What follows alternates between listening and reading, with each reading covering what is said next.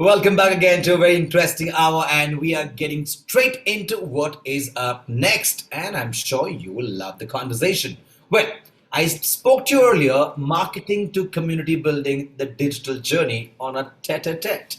It's going to be very interesting. The pandemic and the new models of living has brought us all closer to our community and miles closer to our mobile phones. Very close. Throw it away right now and watch this, okay? Consumption of any kind of information or data has become huge, not only in metros, but even in the tier 2 and tier 3 cities as well. And it's only increasing every single day. In fact, the pandemic has seen sales increase through the online mode in remotest part of the country as well. And because I'm mentioning this, also there are a lot of other things in terms of online sale that's by means of cheating people is happening. I'm sure you're aware of that as well. The session gives us a little deep dive insight on why not one must change the concept of just pure selling to building a community with loyalty, awareness, and of course, much more towards that.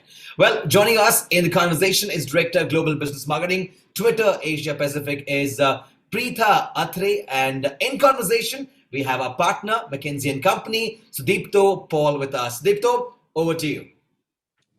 Thank you, Mithun. Thank you for that, and good afternoon, everybody. I think as Mithun just said, the whole concept of community-led marketing that's always been supremely powerful. Okay, we're now, of course, in a digital age, but if you look at over the years, even in the offline world, what a brand like Fevicol has done is truly remarkable, right? In terms of the way they've, through their Champions Club, built out this whole community of carpenters, getting them to socialize, getting them to upskill, getting them newer business opportunities, right? It's been absolutely phenomenal.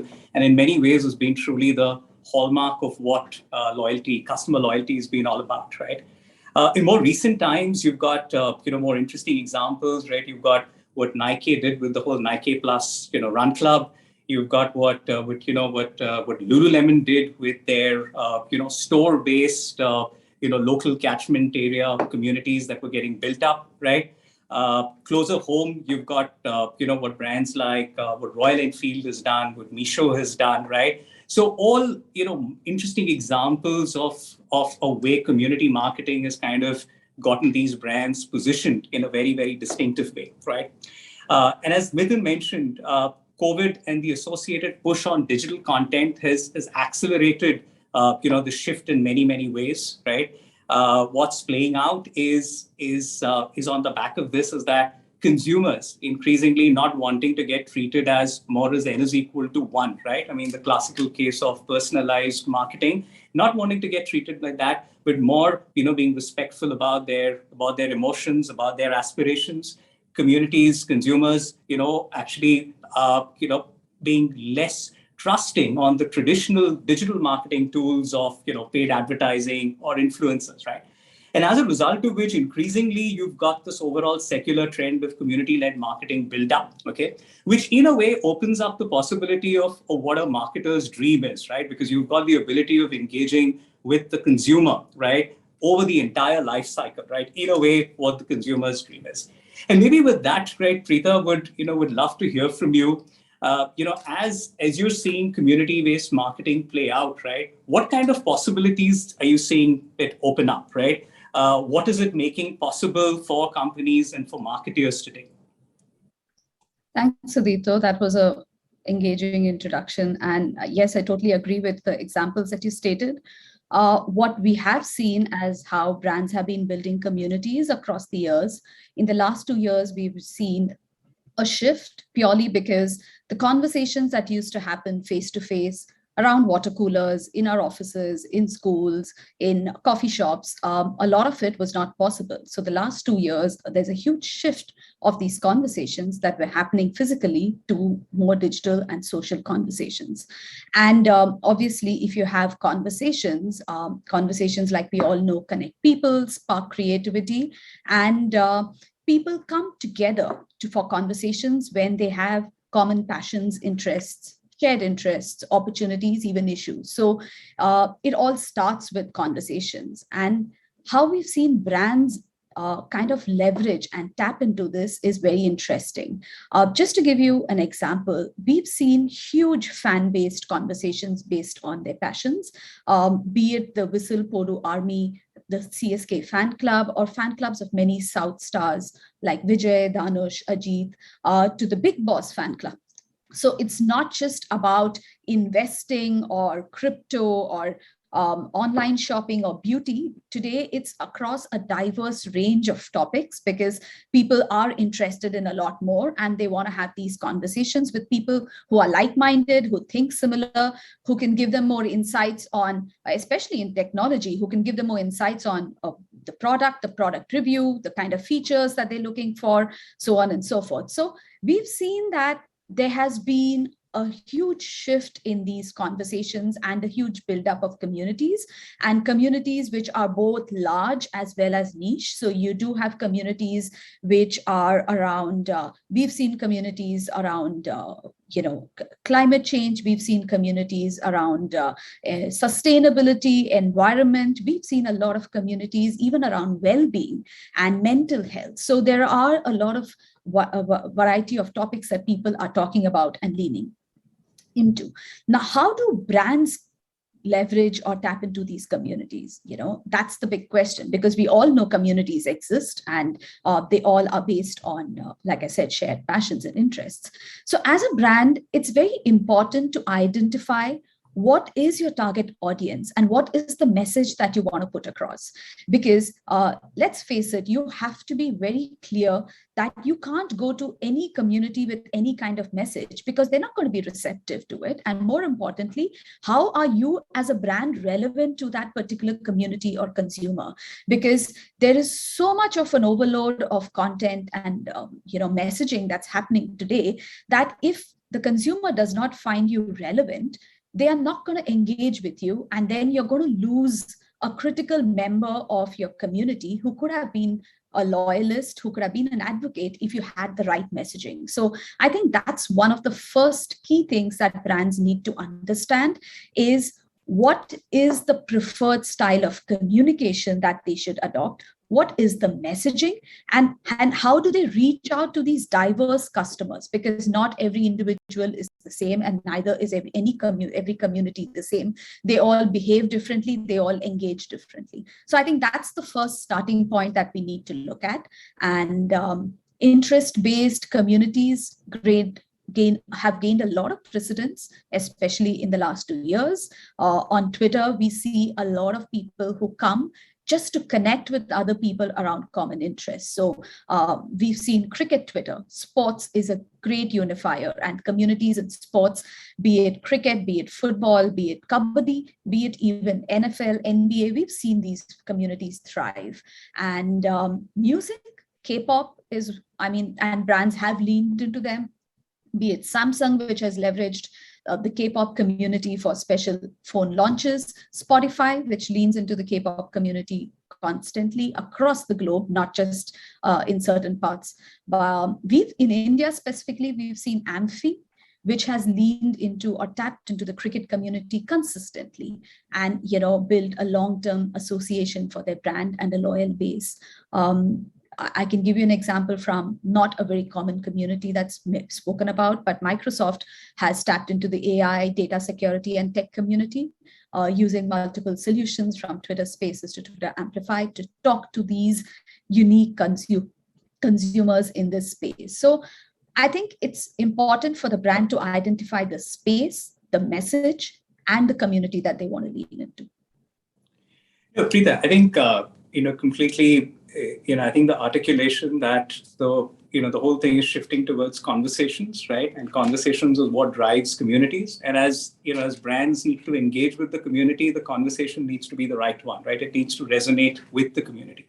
Now, conversations with the community therefore comes to content, right? And how do you engage with with the community? And I think the one trend that we're seeing play out is the whole democratization of content, right?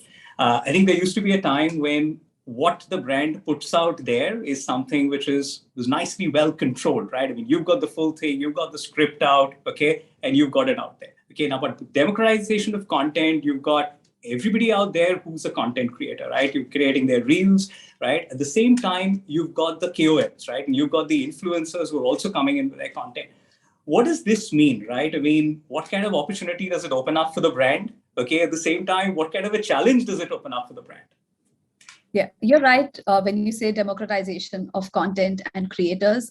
In fact, in the Twitter Trends report that we did last year, we saw a 231% increase in conversations around aspiring content creators and 99% increase in mentions around content creation. So it was as if people rekindled their passions and discovered new interests and they wanted to create content. So it's no longer about just one big influencer, but it's about the everyday creators. And in a sense, it kind of opens it up and makes the canvas really wide. And for brands, I think purely depending on the strategy as to whether they want to launch a new product or a service, or is it something that they want to do as a message where they want to connect with a special moment or an occasion? It depends on what is the end objective that they kind of figure out. Who do they reach out to? What kind or depth or width of content creation are they looking at and looking forward to?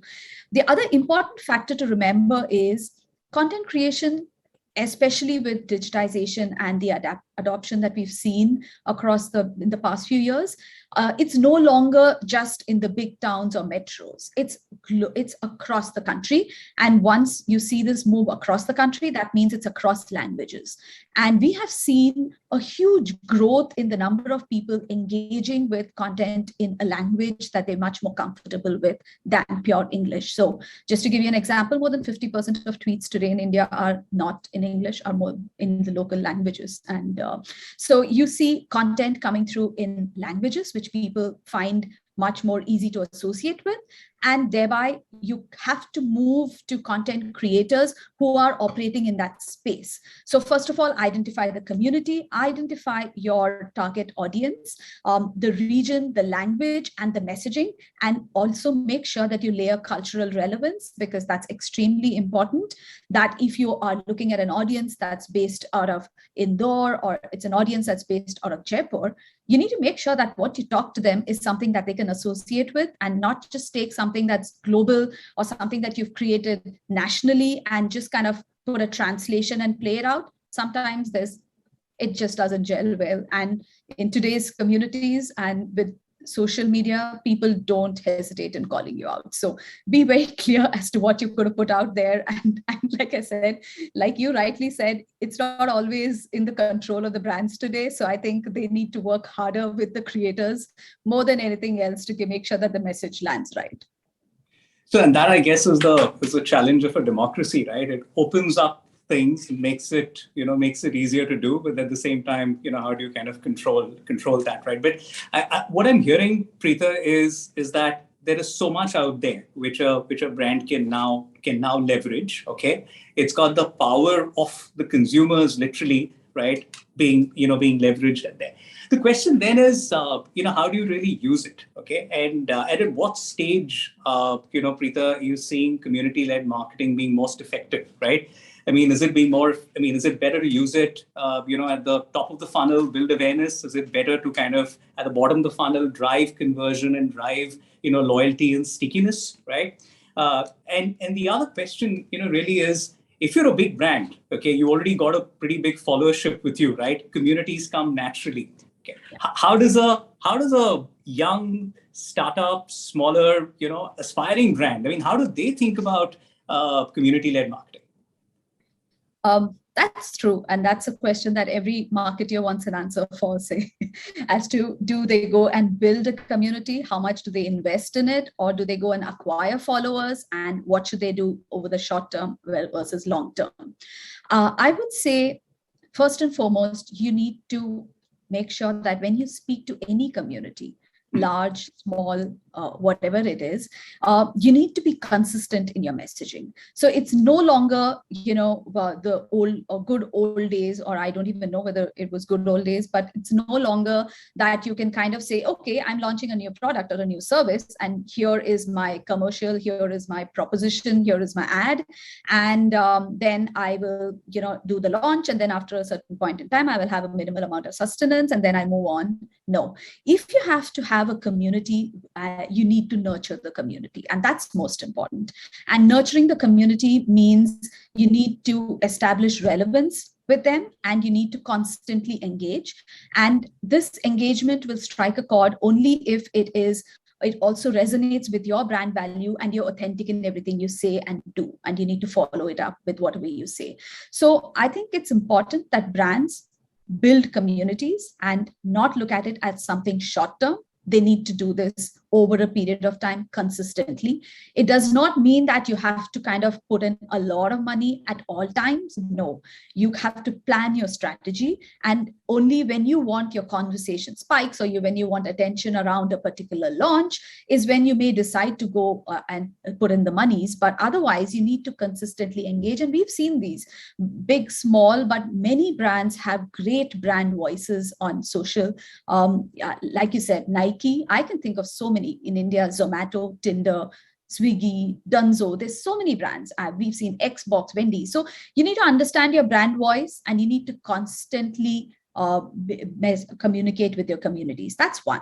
Two, it's also not, beyond the impressions, clicks, and the reach that you normally measure, you also need to look at community engagement through different measurement metrics. So you need to look at the share of voice that your brand has with the community or with the consumers. What is the sentiment? Is it positive? Is it a sentiment where they are engaging in a very positive manner with your brand and not calling you out for everything? Are they going to stand by you? Is your community sharing or retweeting your communication? That's important, because that's how communities help spread the message and can make your message go viral. And more importantly, the conversation volume. So I think the metrics changes a little when you look at community marketing. It goes a little beyond the regular metrics of reach and conversions. And it can be used for both top of the funnel, for building consideration, awareness, as well as sales. We've seen a lot of brands, especially in the tech space, lean into communities for sales, clicks, and actual feedback on products, because that's something that's quite interesting, as to using the community as a testing group, where you introduce them or give them access to features which are not yet available in the market, and get feedback from them saying, and it kind of helps strengthen your positioning on when you want to launch or land that product in the market. So it's important. And I would just like to leave with one last point. It's no longer about, like I said, a flash in the pan, one message. It's about building hype pre, during, and post. So if you want to engage leaned in audience, you will have to engage with your communities constantly. Right. And I guess that's the underlying principle of a community, right? I mean, Rome wasn't built in a day. Communities aren't built in a day, right? They're built over time, right? And that's what the stickiness is going to be all about. I think the one point, Preeta, would just like to, maybe we should just circle back in how does a smaller brand, right? Maybe one of the aspiring ones, right? How should they think about leveraging this this medium? Okay. I think the playbook for what a Nike does, right? What Samsung does, etc., is the examples that you quoted. I think that's quite clear, right? And they've got the muscle, they've got the followership out there, right? What is a small brand? How do they think about leveraging this? Would be great to know that. Yeah. So brands do it in two ways, right? One is as a brand, and two, if you have a founder or you have a great voice within your organization that you want to be the face and the voice for your brand. So you need to kind of identify. You can have both. You can have one or the other. So it's the option that the brand needs to look at. The second important thing is it's not always about investment in terms of money, but it's more about investment in terms of time and making sure that you are in constant, that you message or you have these conversations constantly. We've seen that many small brands who know their voice, their tone, their messaging, they kind of come up with interesting ways to engage with their communities. A lot of brands do use meme marketing, moment marketing, tap into moments, tap into occasions. We've seen brands do that when it's a big occasion, like if it's like, for example, something like Holi, or it could be something even like the award shows that we have or sporting events. So it depends on how you craft your communication. You may not be the sponsor of the sporting event, but you want to tap into just the passion around the sport. So you could kind of do that. So it's important, big or small brands, as a playbook, constantly engaging is important. And every engagement is not meant to be paid and promoted. Let's be very clear on that. Because if every engagement is paid and promoted, the consumer does not know how authentic every piece of communication is. So you need to have that right balance. And like I said, be communicative at all times. And if someone has some feedback, don't shy away from accepting that feedback or engaging with that consumer or community, because that's when people feel that much more included and inclusive if you kind of engage with them through the good and the bad. So it's not just about a one-way communication from the brand, and if there's something that is not to their liking, that they don't engage with it, you need to engage with every kind of conversation that happens, and you will then reach the followers that you want to reach. So in a way, Preeta, that's a big leveler, right? I mean, what you just described, you no longer need to have the big bucks, the big spend to be able to reach and create that buzz. Okay. What community-led marketing is allowing you to do potentially is, even with a minimal spend, right? And as you said, not every conversation needs to be spent out. You're able to engage and you're able to create that followership. So in a way, I think what it opens up for the for the smaller brands, for the aspiring brands, is a big window, right? I I was just looking at some of the brand like what Gymshark had done, through kind of just engaging some of these fitness